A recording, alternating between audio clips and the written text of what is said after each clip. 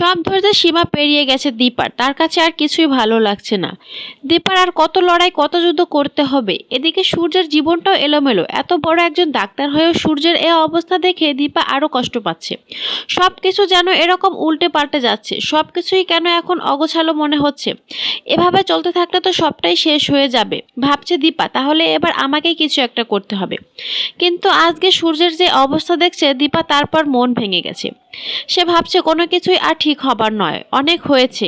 এদিকে সোনা রূপাও তার বাবা মায়ের এরকম আচরণ দেখে দিন দিন হতাশ হয়ে যাচ্ছে। তারাও উল্টাপাল্টা অনেক কিছুই শিখছে। দুই মেয়ের ভবিষ্যৎ নষ্ট হয়ে যাচ্ছে এরকমটা ভেবে দীপা মনে মনে শক্ত হয় আর ভাবে, এরকমটা চলতে থাকলে আমার মেয়েদের ভবিষ্যৎ নষ্ট হয়ে যাবে। তাই সে মনে মনে ভাবে সে তার দুই মেয়েকে নিয়ে অনেক দূরে চলে যাবে। সেখানে তার মেয়েকে আর তাদেরকে কেউ খুঁজে পাবে না।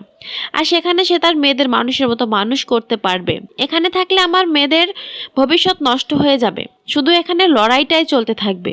আর এই সব কিছু ভেবেই দীপা এই শহর ছেড়ে চলে যাওয়ার জন্য সবকিছু গোছগাছ করতে থাকে। লাবণ্য সবটা দেখে দীপাকে থামাতে চাইলেও দীপা বলে, এবার আমি আর থামবো না, আমি আর কারো কথাই শুনবো না। লাবণ্য ভালো মতোই বুঝতে পারে দীপা এবার আর কারো কথাই শুনবে না। কিন্তু নিজের দুই নাতনিকে নিজের কাছে রাখতে হলে আমাকে কিছু একটা করতেই হবে। এই বলে সে সোনা রূপার ডিএনএ রিপোর্ট করতে চলে যায়। আর রিপোর্টগুলো হাতে পেয়েই লাবণ্য ছুটে আসে সূর্যের কাছে। তারপরে এসে দীপাকে বেরিয়ে যেতে দেখে লাবণ্য সেনগুপ্ত সূর্যকে বলে, এই নাও দেখো, সোনা রূপা তোমার সন্তান, আর দীপাকে আটকাও প্লিজ। দীপা সোনা রূপাকে নিয়ে শহর ছেড়ে চলে যাচ্ছে। কথা শুনে তো সূর্যের মাথা খারাপ হয়ে যায়। আর সে ভাবে, আমি এত বড় ভুল করলাম, আমার এত বড় ভুলের জন্য আমি আমার সন্তান আর স্ত্রীকে হারাতে যাচ্ছি।